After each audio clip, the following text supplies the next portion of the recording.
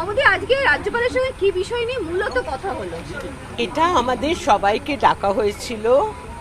এটা প্রভা খাইতান ফাউন্ডেশন, ওরা মানে ওখান থেকে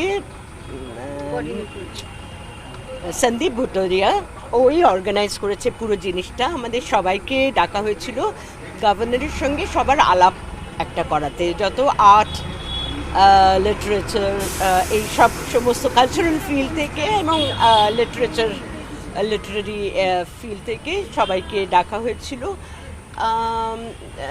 মানে খুব কম মানুষকেই ডাকা হয়েছিল, কিন্তু আমাদের শুধু আলাপ করানোর জন্য, এবং আমরা নিজেরা বললাম আমরা কি করি সেইটা আমাদের বলতে হলো।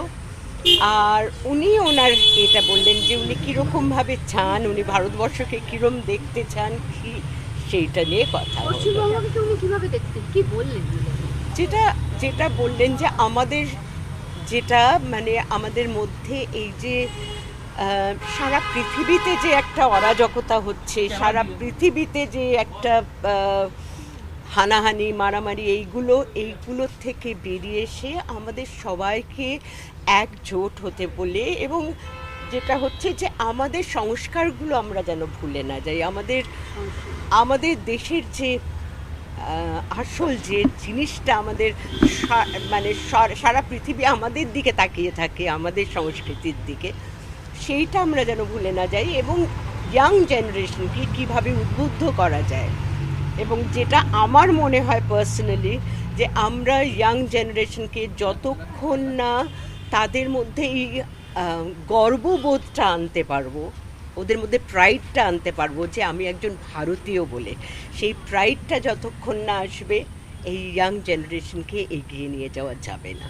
কারণ আমার যেটা পার্সোনালি মত হচ্ছে যে ইয়াং জেনারেশনের মধ্যে এত শক্তি, এত ভালো শক্তিও আছে, কিন্তু এরা ভুল দিকে চ্যানেলাইজড হয়ে যায়, ভুল দিকে চালিত হয়।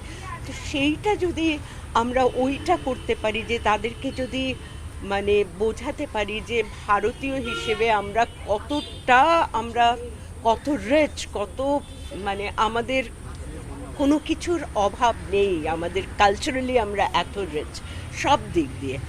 সুতরাং সেই প্রাইডটা ওদের মধ্যে, ইয়াং জেনারেশনের মধ্যে সেই প্রাইডটা আনতে হবে, এবং সেটা আমার মনে হয় আপনারা সবচেয়ে ভালো করতে পারবেন। এই মিডিয়া, খবরের কাগজ, এরা যদি ঠিক রাস্তায় নিয়ে যেতে পারি ইয়াং জেনারেশনকে, ভুল রাস্তায় চালিত না হতে দিয়ে, সেটা আমার মনে হয় একটা বিরাট কাজ হবে।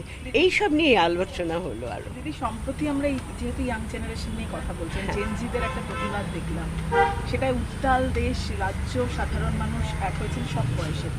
কি বলবেন? মানে একজন এই যে এইটাই তো বললাম, এত এনার্জি তাদের মধ্যে। আমি না এই জেনজি আর এইসব আমি কিচ্ছু বুঝি না, আমি সত্যি বুঝি না।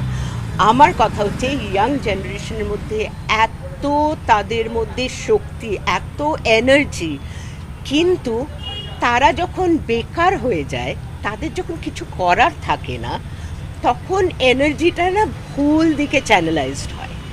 তখন কিছু একটা মানে একটা কিছু পেলেই তখন সেইটাতে ওদেরকে মানে চাগিয়ে দিলে তখন ওরা ভুল পথে সেইটাতে একটা মেতে ওঠে।